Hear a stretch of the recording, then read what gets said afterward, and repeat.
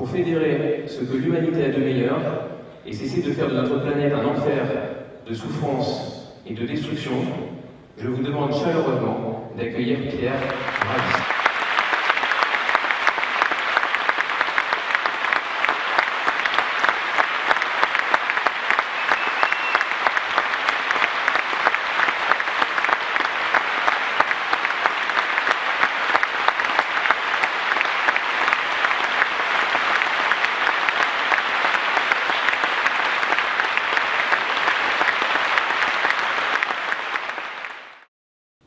Au point où j'en suis aujourd'hui, si vous voulez, bon, après quand même un engagement assez précoce, puisque c'est en 60-61 que nous décidons avec Michel, travaillant dans la même entreprise, de faire un retour à la Terre.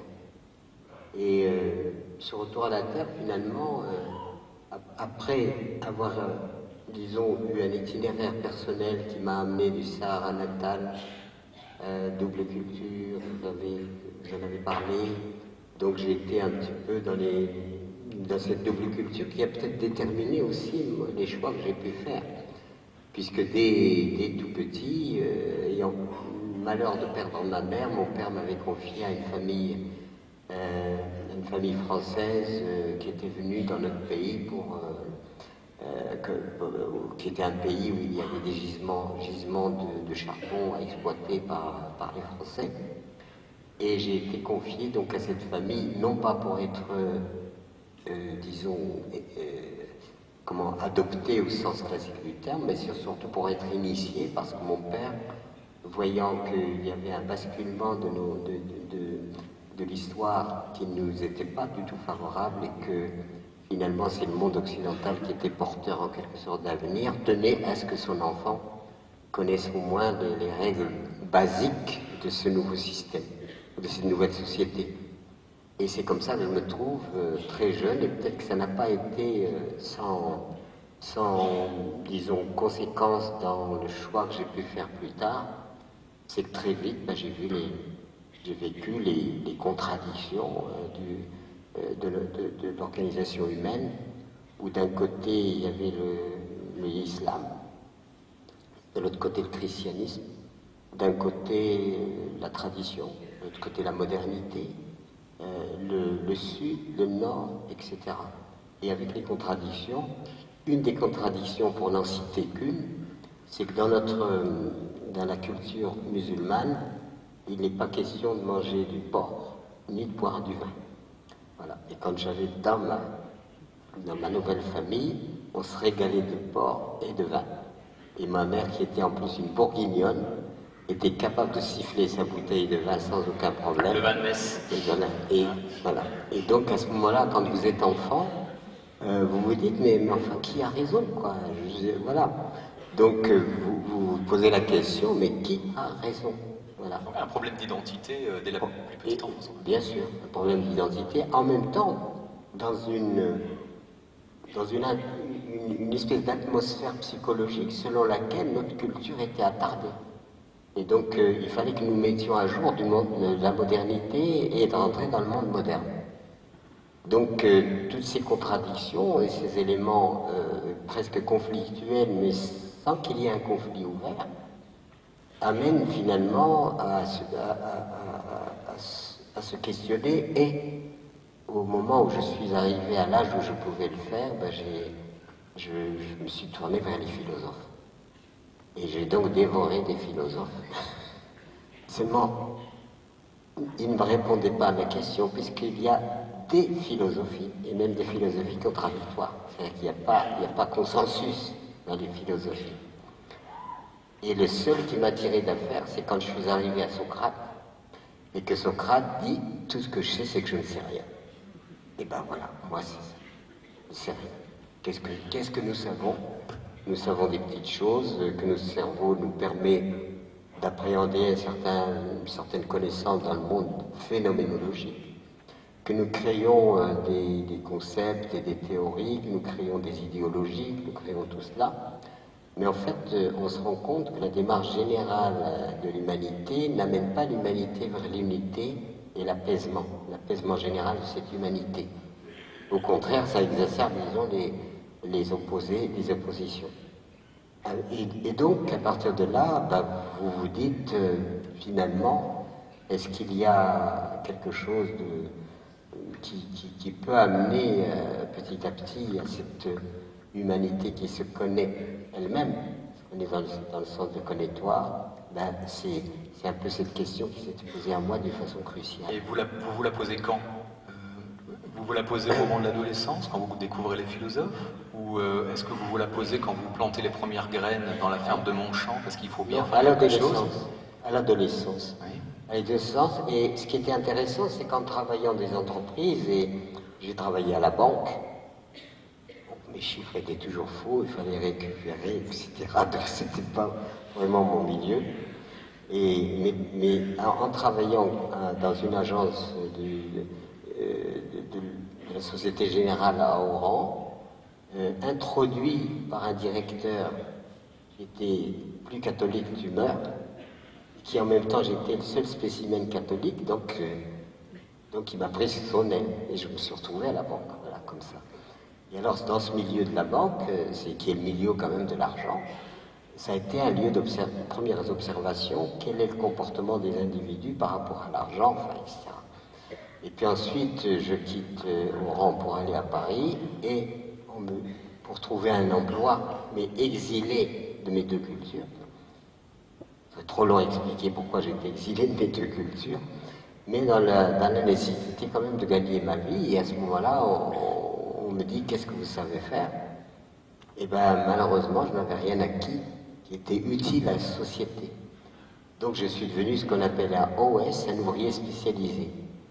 Et quand on vous dit ouvrier spécialisé, c'est pour ne pas vous vexer, parce qu'en fait, l'ouvrier spécialisé, c'est celui qui n'est spécialisé en rien. Voilà. Donc j'assume les choses comme ça, mais à la fois ce qui était intéressant, c'était cette observation finalement de ces microcosmes humains dans lesquels il y a des hiérarchies, tout le monde est mobilisé pour accomplir une tâche, et cette tâche aboutit évidemment globalement à comment gérer, comment fonctionner dans un système qui était devenu complexe, mais avec l'objectif important, c'est qu'il fallait, au niveau de la nation, augmenter le produit national brut. Oui, le PIB. Et donc là, c'est une société qui est très matérialiste, très rationnelle. Hein. Le début des années 60, tout le monde devait avoir son frigo, sa petite auto, etc. C'est le début des 30 Glorieuses. Et vous, c'est le rejet. Vous dites non, c'est pas pour moi. Et avec Michel, on part à la campagne. Voilà, on décide de sans argent, sans, voilà, vous n'avez pas d'enfant vraiment encore. sans rien, et je rends hommage à Michel parce que elle était tombée sur un cinglé. Donc il y a vraiment, il y a un premier, il est comme ça tout le temps. Il y a un premier rejet de la société. Oui. Vous avez 20 ans, et là c'est une forme de, c'est quoi? C'est un petit feu intérieur. C'est une décision que vous prenez bien en tête comme ça. Michel, prends tes valises, on s'en va, ou est-ce que c'est que vous avez... Voilà. Non, on décide carrément de quitter. Et pourquoi? Parce qu'à tort ou à raison, j'avais l'impression que la vie humaine était gaspillée.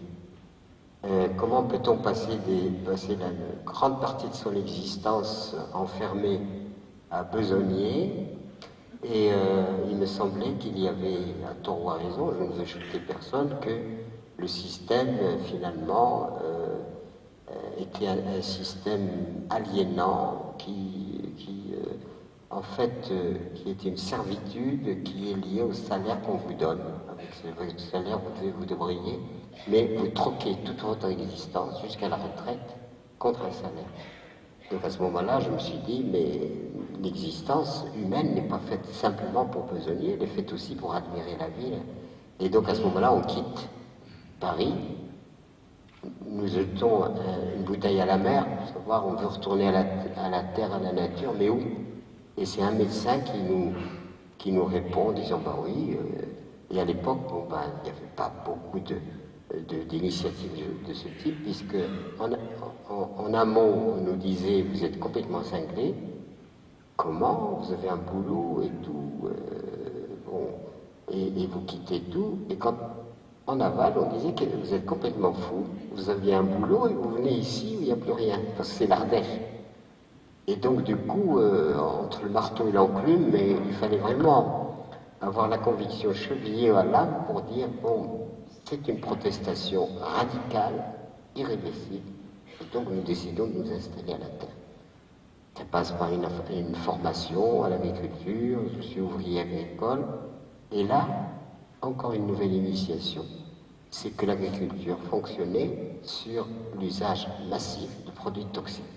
C'est-à-dire qu'on a intoxiqué la terre par les engrais chimiques, les maladies arrivent, on intoxique par les pesticides, les paysans, il n'y en a plus, il y a quelques reliquats de paysans en train de disparaître, mais le vrai paysan, remplacé par l'exploitant agricole, voire l'industriel de la terre. Donc on vivait un basculement très important de l'histoire, et notamment de l'histoire paysanne. Et à ce moment-là, évidemment, accepter que l'agriculture ça soit toxique, c'était pas possible. Cette histoire du pêcheur m'a paru assez juste. C'est-à-dire que c'est l'histoire d'un pêcheur qui fait sécher ses filets, il est là tranquille. Un monsieur très sérieux passe et il dit au pêcheur, monsieur, c'est votre barque là? Il dit oui, c'est ma barque. Oh, mais elle est petite. Eh ben oui. Et vous pourriez en avoir une plus grande. Et le pêcheur dit, ben, et après? Ben, après, vous pêcherez évidemment beaucoup plus de poissons. Et après, eh ben, vous aurez tellement gagné d'argent au pêcher de poissons que vous allez acheter un petit bateau. Et après, eh ben, vous achèterez un bateau encore plus grand, vous allez embaucher des gens, et ça va tourner du diable, etc. Et après vous vous reposerez. Et ben, c'est ce que je suis en train de faire. Donc alors c'est pas sans une pointe de philosophie dans l'histoire. Parce que quand on transpose l'énergie humaine consacrée à ce qu'on appelle l'économie, on se rend compte d'une part qu'il y a beaucoup de gaspillage humain, et puis que la société produit 30 à 40% de choses inutiles, c'est-à-dire qui ne sont pas utiles directement à la vie. Superflu. J'appellerais superflu. Alors du coup, cette boulimie, c'est-à-dire ce vouloir a des conséquences, parce que au fur et à mesure que l'on veut, et dans ce désir toujours insatiable et inassouvi, d'une part ne permet pas d'accéder à la satisfaction, c'est-à-dire dire bah j'ai tout ce qu'il faut, maintenant vivons. Et puis par ailleurs il y a une planète qui est limitée. Cette planète comporte des ressources. Ces ressources ne sont pas forcément peu pondérables, mais elles sont importantes, et la logique actuelle, en partant de l'idée de croissance économique indéfinie, évidemment épuise les ressources. Et s'il n'y a avec l'épuisement des ressources, mais cet épuisement des ressources s'accompagne par des nuisances provoquées, qui sont évidemment la pollution des terres, la pollution de l'eau, la pollution de l'air, la pollution... Et donc on rentre dans une espèce d'enfer, d'une logique infernale, qui a des conséquences aussi bien sur la matière, c'est-à-dire la quantité de matière, sur le climat et sur la vie elle-même, et aussi provoque, ce qui est tragique, une disparité où vous avez à peu près 1/5 de la population dite prospère qui consomme les 4/5 des ressources, qui devraient être des biens collectifs. Est-ce que vous croyez en l'homme, collectivement? Regardez à quoi nous donnons priorité, aux armements, à la destruction. Ça fait des millénaires que nous savons que l'agression c'est pas bon, que détruire son semblable n'est pas bon, que détruire la vie ce n'est pas bon, que détruire la nature ce n'est pas bon. On sait tout ça. On s'obstine dans cette voie-là. C'est-à-dire qu'en fait, on a confondu nos aptitudes, qui sont énormes au point de vue d'un cerveau qui fonctionne bien dans la phénoménologie, c'est-à-dire dans la matière. Nous sommes capables de faire des prodiges technologiques, c'est vrai. Ça en est un, et puis il y en a bien d'autres. Et ces prodiges technologiques n'amène pas finalement, ne contribue pas à organiser un système intelligent. Parce que ma conviction, c'est que l'intelligence, ce n'est pas une question de cerveau, mais c'est une question d'intelligence de la vie elle-même. C'est-à-dire que la vie est extraordinairement intelligente.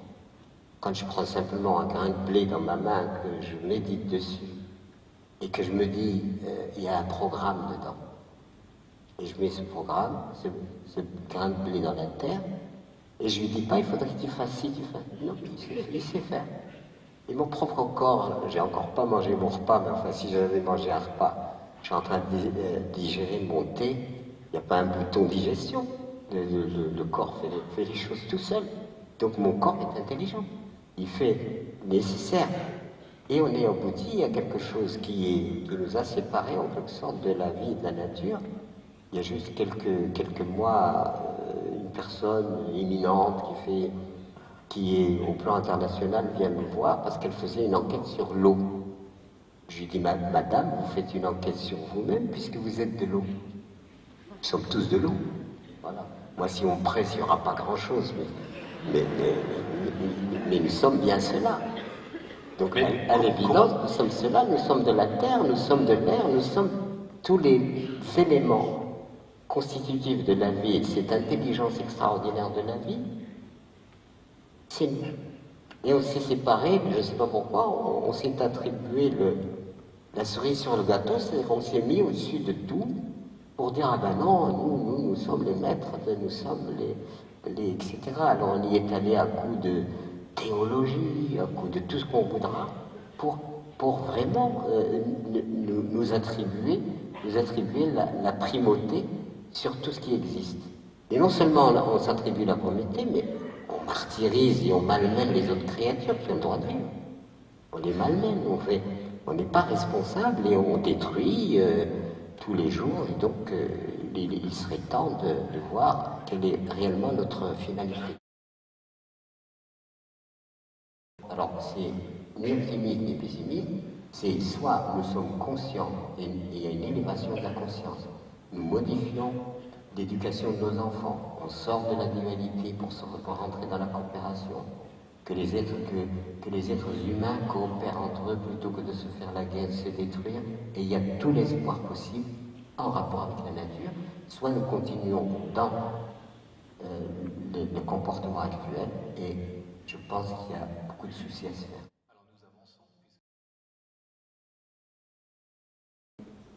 À quoi ça sert d'être la surabondance?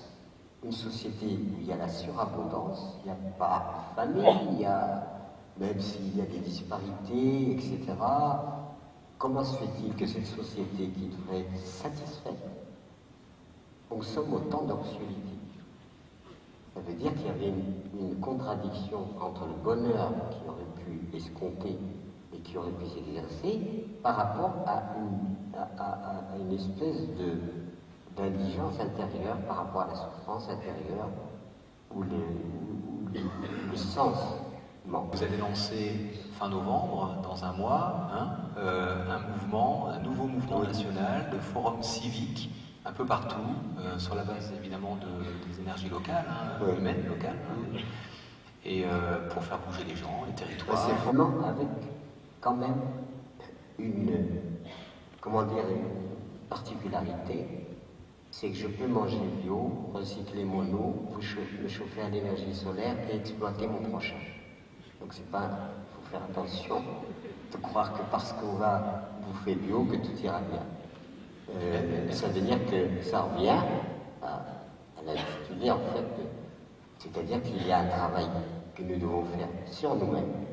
Et ce travail, si nous ne faisons pas ce travail sur nous-mêmes, on sera des dictatures bio, on sera tout ce qu'on voudra, mais on ne sera pas des êtres humains évolués. Nous sommes vraiment dans un problème grave. Et ce problème grave nous menace la vie, menace notre existence, menace notre avenir. Donc soyons sérieux, il faut maintenant que nous nous attelions à construire un monde différent. Voilà. Et ce monde, il doit être construit justement sur la puissance de la modération. Et puis un autre livre, la puissance de la modération. C'est puissant la modération. Sinon, alors on se plaint des multinationales, etc., mais les multinationales, on les nourrit tous les jours. Quand on voit des brigades de pousseurs de caddie partout, bah, chacun fait ce qu'il veut, mais quand je vois tout ça, je me dis, les multinationales dont on se plaint, on les nourrit tous les jours. Pourquoi ne pas revenir à une organisation sociale où, par exemple, les villes se nourriraient d'un travail d'agriculteur dans la périphérie? Pourquoi? Enfin, il y aurait des réformes belles, magnifiques à faire. La nourriture, ça ne doit pas voyager. La nourriture, ça doit être à la proximité de tout le monde. Ça me rappelle, vous savez, ce camion, ces 2 camions de tomates. Il y a un camion de tomates qui quitte l'Espagne pour la Hollande. Un autre camion de tomates quitte la Hollande pour l'Espagne. Il se percute dans la vallée du Rhône. Et on voit les tomates hollando-espagnoles qui ne se comprenaient pas d'ailleurs. Enfin, quelle absurdité! Quelle absurdité! Pourquoi faire des milliers de kilomètres pour amener la nourriture qui pourrait être produite? On ne devrait y changer de la rareté, pas l'essentiel. Est-ce que ça s'est aggravé? Est-ce que la technologie a eu un rôle à jouer là-dedans? En train de faire dans une société hyper, qui est frénétique, où le temps est devenu argent, où on ne peut plus souffler. Parce que le temps, il ne faut jamais en perdre. Enfin, surtout pas perdre de temps. Moi, j'avais envie de dire, écoutez, moi, je verrais quelqu'un qui me dirait, mais qu'est-ce que tu fais? Ben, je lui dis, je suis en train de perdre du temps. J'ai le droit de perdre du temps. Pourquoi est-ce que je ne perdrais pas du temps? Mais parce que, en fait, la suractivité est destinée à faire de l'être humain un rouage d'un système qui lui est suractivé. Pourquoi faire? Pour produire. Et quand on fait le bilan de la production, 30 à 40%, comme je l'ai dit ou pas dit tout à l'heure, sont du superflu. Donc, pourquoi diable être dans cette frénésie? Et au lieu de se poser la question comment arrêter la frénésie, on s'équipe pour la supporter. Aujourd'hui, on fait du 150 à l'heure. Ah, on est en retard. Avant, il y avait des charrettes. Les charrettes ne posaient pas de questions. Ça ne veut pas dire que je veux qu'on retourne aux cavernes ou à d'antan. Certes, la modification du temps a fait que le temps réel, qui est celui de notre existence, qui est celui de la cadence de la vie, qui est celui des saisons, qui est celui de l'histoire de la planète, ce temps, eh bien, il a été en quelque sorte falsifié pour produise de la suractivité et de la frénésie.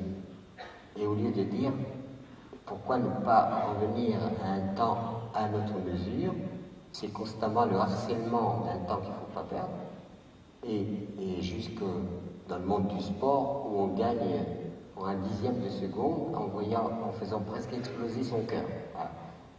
C'est stupide. Voilà. Enfin, c'est mon avis, je ne suis pas en train de vous endoctriner. Moi, je trouve que la grande angoisse aujourd'hui, la difficulté et le mal-être sont dus à notre rapport au temps. Ça veut dire qu'il faut redéfinir nos besoins. On est dans un monde d'envie, de plaisir, ça crée de la frustration. Est-ce que la notion de besoin est quelque chose sur laquelle vous réfléchissez? Absolument, absolument, puisque tout est éphémère, on fait des choses qui sont éphémères. Donc, comme c'est éphémère, il faut tout le temps changer, ce qui fait que ça stimule cette frénésie productiviste, laquelle frénésie productiviste produit évidemment un temps déformé qui est un temps suractivé, et le temps suractivé amène à l'angoisse. Et l'angoisse, eh bien, on l'a guérie, elle est certainement responsable d'un nombre très important de pathologies. Expliquez-nous pourquoi vous parlez toujours dans vos interventions publiques du tonneau de Diogène. Un jour, il y a Alexandre le grand Alexandre qui a fait trembler la planète, enfin le monde d'antan, et on lui dit, tu sais, il y a un type là-haut, il vit dans un tonneau depuis des années, on lui donne un peu quelque chose, et évidemment, Alexandre le grand piqué dans sa curiosité, il dit, je veux le voir, je vais aller le voir. Donc il monte avec escorté par des gens qui l'accompagnent, et on dit à Diogène, l'empereur vient te voir. Il ne bouge pas d'un poil. L'empereur vient, se penche avec condescendance sur Diogène et lui dit qu'est-ce que je peux faire pour toi? Et Diogène lui répond, ôte-toi de mon soleil, ne te demande rien. Moi je serais empereur, je serais vexé quand même. Et à ce moment-là, on dit, mais où est la puissance? cette puissance de renoncement volontaire dans lequel il trouvait son bonheur, puisque c'était ça. Et du coup, voilà, c'est où situer finalement les réalités, où situer le niveau de liberté, où situer tout cela. J'ai essayé d'imaginer, alors en partant un peu dans une approche plutôt poétique, me dire voilà, la Terre, elle a mis des milliards d'années, elle a vécu ce qu'elle a vécu, des convulsions et toutes sortes de choses compliquées, et puis finalement la vie s'y est déployée, et elle s'y est déployée, comme disait Jean-Marie Pett, sur l'associativité et la solidarité. Tout a été solidaire, c'est comme ça que la vie s'est déployée. Et il n'y avait pas ce qu'on appelle la compétition, il y avait plutôt la complémentarité des éléments. Cette planète est enfin arrivée, elle est très belle, etc.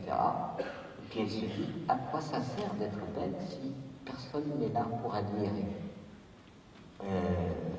Normalement, dans notre conscient ou inconscient, nous nous faisons beau parce que c'est le regard de l'autre qui va en fait quelque part nous évaluer, nous juger ou nous admirer ou pas. Donc cette planète se fait magnifique et elle dit, s'il n'y a personne pour admirer, à quoi ça sert? Et elle aurait créé l'être humain. Et l'être humain est devenu... C'est complètement narcissique comme vision des choses. Comment? C'est complètement narcissique comme vision des choses. Bah, peut-être, mais... Vous dites que l'homme a été créé pour pouvoir se regarder lui-même, c'est ça? Se regarder lui-même? Oui. Non, dans l'approche de la planète elle-même, que je fais parler, que je fais penser, elle aurait créé l'homme pour qu'il l'admire. Et qu'en l'admirant, il comprenne tout le bien qu'il lui doit aussi. Je crois qu'elle s'est bourrée, complètement. Et donc, voilà, ça c'est le monde, une présentation un peu dans la poétique des choses. Mais dans la réalité, moi j'invite beaucoup les gens à lire un ouvrage qui est remarquable, qui est La planète au pillage de Osborne. Et c'est un livre absolument remarquable parce qu'il reprend toute l'évolution de l'humanité, l'impact des êtres humains sur la planète, qui est une tragédie.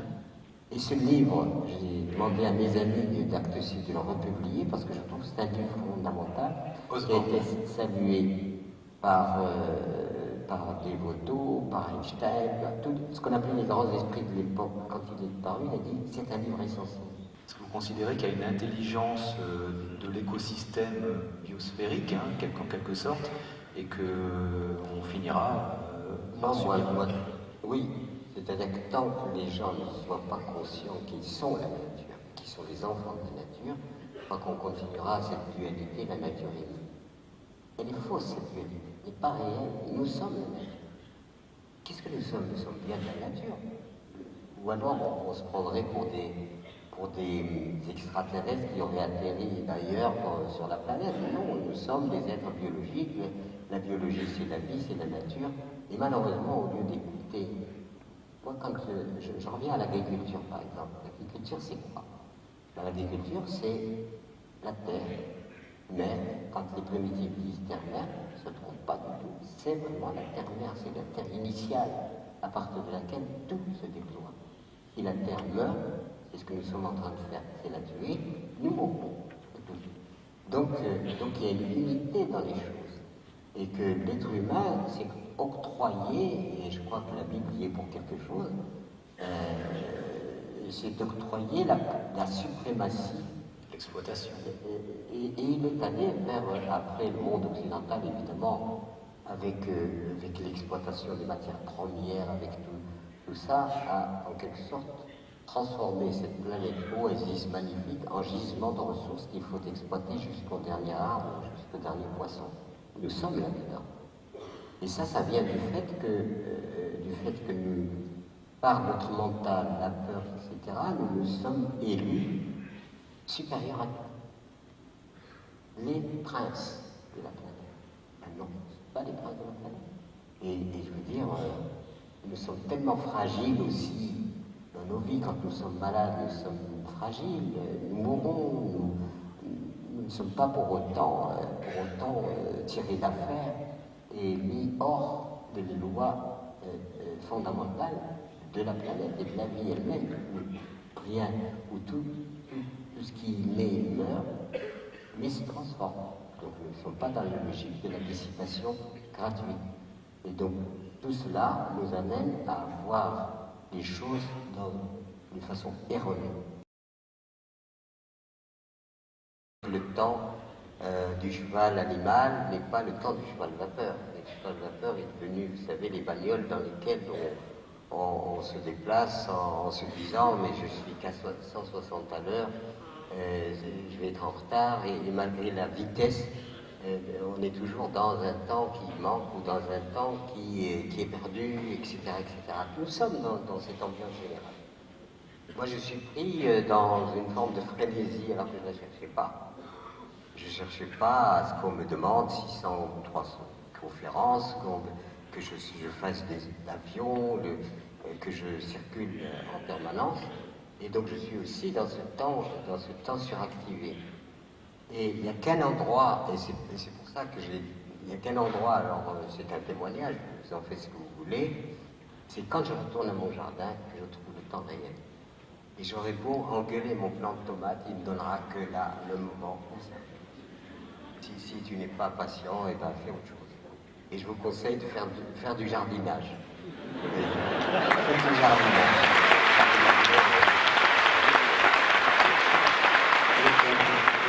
Et vous verrez que votre jardin va vous mettre réellement dans le temps qui est le temps réel. C'est-à-dire, vous écoutez les battements de votre cœur, le cœur il bat, la respiration, tout est cadence. Le problème de notre société, c'est qu'on a fait du temps de l'argent, et donc cette suractivité aboutit évidemment à toutes les détériorations d'ailleurs psychologiques qu'il peut y avoir, etc. Donc jardinez et vous verrez que le temps, votre jardin va vous apprendre ce que c'est que le vrai temps. Voilà. Une fois j'étais chez moi, on a le bonheur de vivre dans un lieu magnifique. 17 clochers, on est tout seul, etc. Et un jour, il y a un ami qui vient m'aider parce que à l'époque, on n'avait pas d'électricité, on n'avait pas, etc. Donc, on se chauffait au bois. Et donc, on coupait du bois. Il y a un ami avec qui je passe un deal dans un marché de joyeuses. Ils étaient en train de discuter. Il disait, je suis tout seul, je fais mon bois.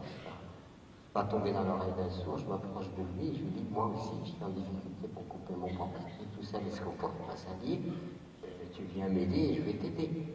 Et le contrat est immédiatement signé et je vais l'aider et puis il vient m'aider chez moi et un jour on a travaillé toute la journée, à l'époque il n'y avait pas de tronçonneuse, comme ça tout à la main et puis on travaille dans le silence, les oiseaux qui chantent, le moment agréable du casse-croûte, c'était jubilatoire. Et la journée s'achève, bon, le crépuscule arrive et on doit se séparer. Et un coucher de soleil splendide, magnifique, sur lequel se découpait un arbre. Et c'était effeuillé, donc ça faisait comme une dentelle. Alors imaginez ce coucher de soleil magnifique, ce panorama extraordinaire de couleurs, et cette dentelle, cet arbre en dentelle sur le. Et moi j'ai dit, ah, quelle récompense! Qu'est-ce que c'est beau! Et je regardais cet arbre, etc. Et mon ami s'approche, je le prends par la main, comme ça, tranquillement, et je lui dis, regarde! Il me dit, il y a au moins 10 terres. Il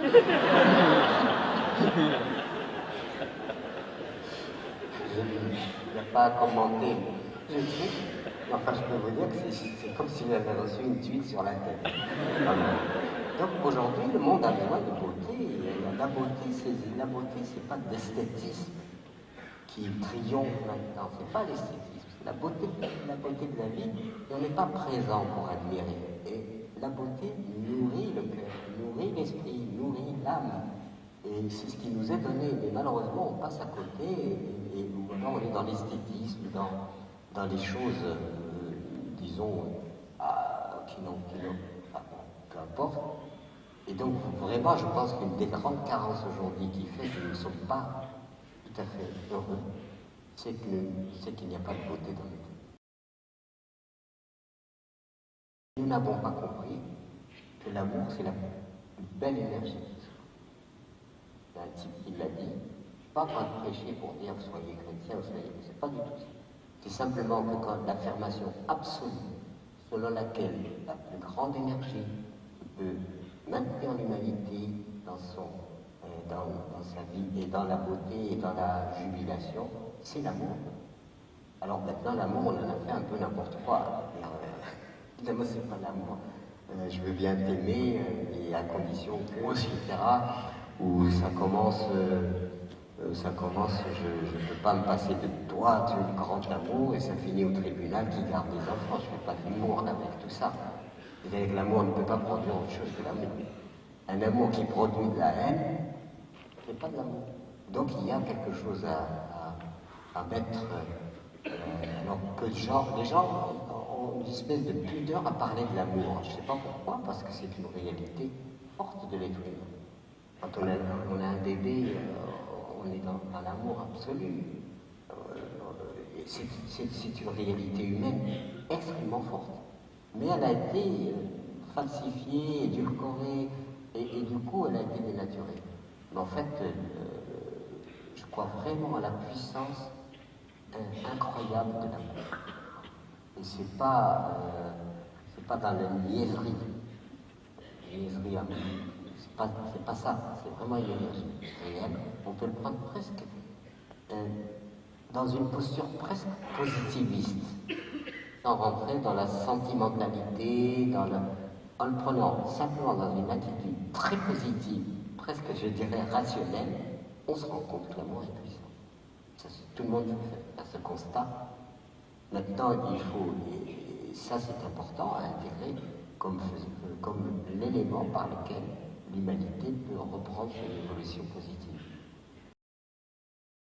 Que nous invitez-vous à changer dans notre vie, à tous? J'ai l'impression que c'est le développement qui perd son aile pour voler.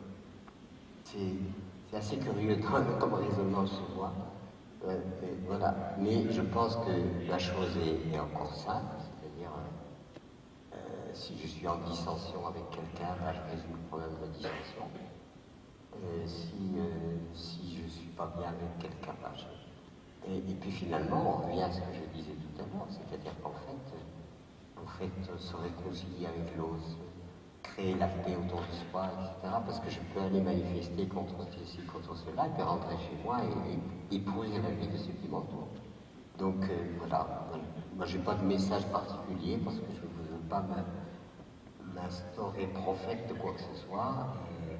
Je reste évidemment, je suis un saint, mais je ne me trimballe jamais avec mon auréole parce que ça donne des complexes à tout le monde.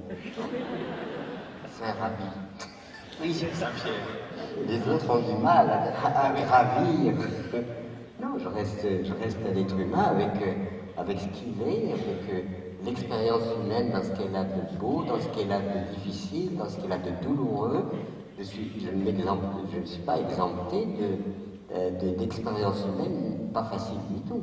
Voilà. Pas prophète, mais oui. Mais je prends ça comme une initiation. C'est-à-dire, ce qui m'arrive de difficile, c'est quelque chose qui m'initie, qui n'est pas négatif.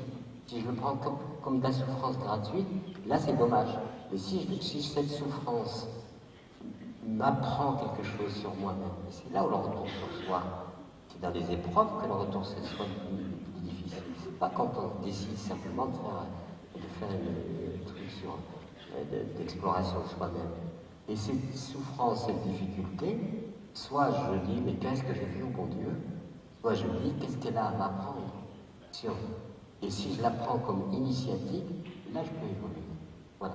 C'est mon point de vue, vous n'êtes pas obligé de le partager. En tout cas, je ne suis pas venu pour vous prêcher ce qu'il faut faire. Vous me posez des questions, je réponds honnêtement. Voilà. Mais c'est tout, pas plus que ça. Et chacun fait ce qu'il veut.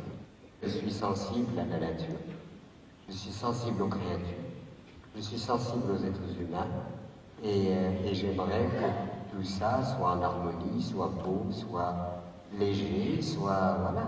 Et l'écologie, pour moi, ça devrait être une conscience et non pas simplement un parti ou je ne sais quoi, ou une option.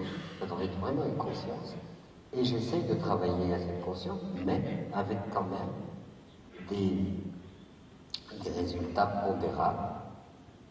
Je suis retourné en Afrique noire il n'y a pas longtemps, et j'ai vu que l'agroécologie que j'avais introduite au Burkina Faso, au nord, à travers le centre de formation de Gorom Gorom, où on a amené aux paysans des solutions écologiques pour cultiver leurs terres. Alors là, on est dans le concret, on n'est pas dans les grandes conceptions. On leur a appris l'agriculture écologique. Ils sont heureux comme tout parce qu'ils disent « je n'achète plus d'engrais, je n'achète plus de pesticides de synthèse ».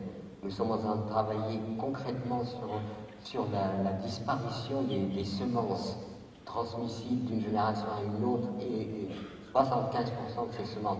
Nous sommes dans des réalités concrètes, nous ne sommes pas dans des théories générales, et nous sommes au charbon, comme on dit. Ça, c'est très important, que la terre soit préservée, nourrie et non pas massacrée, que les semences soient réhabilitées, maintenues, que les êtres humains mangent à leur faim partout dans le monde, qu'on soit indigné de voir des enfants justement mourir de faim dans la surabondance, que d'un côté vous avez des communautés dans la surabondance et qui consomment des tranquillisants, des machins parce qu'ils sont malheureux. Il y a à la fois la désertification réelle et il y a la désertification qui se passe dans le cœur humain. Il y a toutes ces dissensions, toutes ces choses, c'est cela qu'il faut réformer maintenant. Et ça nécessite une conscience qui s'élève. Nous sommes passés par une phase historique dans laquelle les pays se sont organisés sur la planète, les nations se sont organisées sur la planète, les races, chacun a son histoire, et chaque peuple a son histoire, et finalement sur cette planète dans laquelle malheureusement les divisions ont été parfois plus fortes que les convergences, et qu'aujourd'hui on ne peut plus raisonner en termes national, ça ne sert à rien, c'est pas en termes national, c'est en termes humains. Et dans cette alchimie historique, il se trouve qu'il y a des consciences qui sont identiques dans leur aspiration, dans les mêmes aspirations, partout, les mêmes aspirations, et les mêmes engagements parfois, etc. Et aujourd'hui, je pense que, comme je l'ai d'ailleurs déjà en 2002, mon slogan c'était « Appel à l'insurrection des consciences », je crois maintenant qu'il y a une sociologie des consciences qui doit être mise en route, parce qu'en fait, il nous arrive d'être étrangers dans notre propre famille. C'est qu'on a une famille, mais on n'est pas forcément intégré à sa famille. Bien sûr, on ne peut pas nier que biologiquement, nous sommes nés dans cette famille, mais ce n'est pas pour autant que nous avons un consensus ou une convergence au niveau de notre intériorité, au niveau de nos valeurs. On peut être divergent, on peut être étranger dans un membre de famille. Et ce qui se passe aujourd'hui, c'est que sur la planète tout entière, il y a quelque chose qui est extraordinaire, c'est que partout, nous trouvons des gens qui ont exactement les mêmes aspirations. Seulement, cette diversité et culturelle, et nationale, etc., eh bien, pétrifie et nous rend prisonniers de notre culture initiale. Et aujourd'hui, alors les cultures ont été divergentes, comme les religions ont été divergentes. Les religions sont quand même responsables aussi de violence, comme les cultures sont responsables de violence, comme les races sont responsables de violence. Et donc aujourd'hui, le temps de la conscience, des consciences qui convergent, qui s'unifient et qui constituent, comme dirait un peu Teilhard de Chardin, une espèce de noosphère, de sphère de conscience autour de cette planète, fait que ça produit l'unité, mais une unité dynamique, dans le sens où nous voulons quand même que la vie perdure. Je respecte profondément l'être humain, qu'il soit entrepreneur, qu'il soit d'abord, il y a un immense respect, et ça et le fondement même. Après, il y a l'organisation de la société telle qu'elle a évolué à travers l'histoire, et on arrive à notre histoire contemporaine qui est passée, j'ai pas besoin de vous le rappeler, vous savez beaucoup mieux que moi, dans un paradigme de l'industrie, et ce paradigme de l'industrie, évidemment, a amené en quelque sorte une évolution très particulière dans l'histoire de l'humanité qui était plutôt agraire, avec toute l'organisation sociale qui se faisait auparavant sur d'autres bases que l'industrie telle qu'on l'entend aujourd'hui. Donc moi, c'est toujours la même chose, c'est-à-dire que toute activité humaine, tout dépend de l'intention qu'elle a derrière. C'est-à-dire que toute activité humaine, alors vous devrez savoir quelle est l'intention qui sous-tend en quelque sorte l'activité humaine. Est-ce que nous évoluons, nous travaillons pour un bien commun élargi, pour un bien-être élargi, ou est-ce que nous travaillons simplement parce que nous sommes dans une compétitivité internationale qui aboutit finalement, comme vous le voyez à travers la mondialisation, à une lutte d'intérêts, qui aboutit finalement à ce clivage qui se fait de plus en plus, de ce morcellement qui se fait de plus en plus, où il y a le gagnant, le perdant, le dominant, le dominé, et du coup, ça ne contribue pas, ce schéma-là ne contribue absolument pas à ce qu'on pourrait appeler une humanisation, c'est-à-dire l'évolution vers une humanité qui soit satisfaite dans ses besoins d'une façon équitable, qui aboutit à l'équité, qui aboutit à la partage des biens, et qui aboutit à la compassion, à toutes ces valeurs fondamentales qui sont nécessaires aujourd'hui pour que l'humanité soit différente.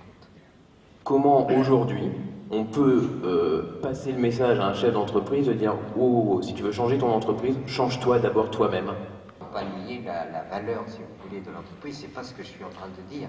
C'est simplement que ce qui me préoccupe, c'est le fait qu'il y a aujourd'hui de plus en plus une dépendance de l'individu par rapport à sa créativité. Et ça surtout.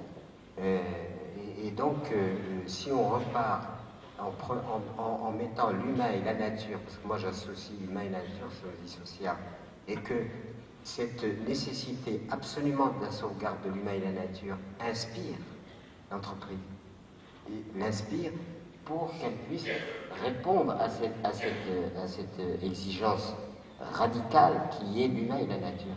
Mais s'il y a un emballement, si vous voulez, dans des sphères informelles et comme ça, uniquement parce qu'il faut bien produire, il faut bien, etc., à ce moment-là, on ne contrôle plus la chose. Mais le référent absolu, c'est est-ce que ce que je fais est au bénéfice de l'humain et de la nature, ou est-ce que ce que je fais est dans une sphère informelle et incontrôlable. Voilà, c'est tout. Mais c'est pas une critique évidemment radicale. Après, eh ben, il y a l'entrepreneur et sa conscience et son individualité. Alors, il y a évidemment une diversité chez l'être humain. Il y a peut-être sans oser aller beaucoup plus loin, il y a peut-être des entrepreneurs sympas et des entrepreneurs qui ne sont pas sympas. Ça s'adresse absolument à tout le monde parce qu'on est au cœur de l'humain lui-même et dans le comportement qu'il peut avoir dans sa pratique ou dans la sphère qui est la sienne. Et on revient toujours à l'humain. Mais le reste, évidemment, bien entendu, quand je vois que nous sommes dans une surproduction de beaucoup de choses, de surproduction, et donc dans un superflu qui n'arrête pas de grandir, là je ne peux pas souscrire, parce que ce superflu et cette productivité excessive aboutit finalement à accélérer évidemment le processus d'épuisement des ressources inutilement. Ne serait-ce que par exemple, moi je vois alors chacun fait ce qu'il veut, mais moi quand je vois Noël arriver avec une pléthore de jouets, où l'enfant est déconcerté, on ne donne pas la valeur d'un jouet par excès. Il faut qu'il y ait un sentiment de rareté, et de quelque chose d'exceptionnel. Et si un enfant est dans un pléthore de jouets, il ne sait même pas par quoi commencer. Et déjà, je pense que la notion de rareté et la notion du jouet précieux dont il faut prendre soin Ça me paraît être mieux que... Ce que voulait peut-être dire Thierry, c'est que le chef d'entreprise a une responsabilité. Il a des salariés, il a des familles. Voilà. Et c'est peut-être plus difficile d'emprunter ce chemin de la modération, de la sobriété, à l'échelle d'une entreprise. Même au-delà de la modération et de la sobriété, c'est le message de dire se changer soi. Et l'ego qui va avec la posture de chef d'entreprise, ce message n'est pas forcément facile à entendre, même si on entend que c'est votre solution finalement. Simplement, je me répète peut-être que 30 à 40% des choses qui créent sont inutiles. Alors c'est la notion de sobriété, pour moi c'est ça. C'est que un système global qui produit du surplus, du déchet, et finalement qui aboutit à une sorte de gaspillage, c'est dommage. Il faudrait que ça soit ajusté aux besoins réels et ne pas tomber dans cet excès, disons, de prélèvement de matière, de consommation d'énergie, etc., qui aboutit à ce que moi j'appelle ouvertement gaspillage. Et ce qui me rappelle, et me ramène à la notion de sobriété, c'est qu'en même temps, il n'y a pas de joie. C'est ça qui est terrible. Je ne peux pas faire autrement que d'être dans un réalisme. Le paradigme de l'industrialisation, enfin, c'est-à-dire la période actuelle, si vous voulez, la période actuelle, sous des formes de puissance, est la plus fragile que l'humanité ait créée.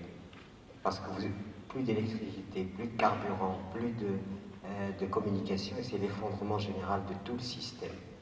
C'est-à-dire qu'en fait, on s'aperçoit que les outils se retournent contre l'utilisateur. C'est-à-dire que l'usage de l'outil se retourne contre celui qui l'utilise. Moi, j'ai reçu des chefs d'entreprise, je les accueille évidemment avec un immense respect, mais qui me disent j'ai tout ce qu'il me faut, mais je ne suis pas heureux. Voilà. Et je crois qu'il n'y a pas besoin de gloser ou de faire des dissertations sur le fait que nous, êtres humains, nous avons besoin quand même d'être heureux. Et si nous ne sommes pas sur Terre pour être heureux, alors à quoi ça sert? Voilà.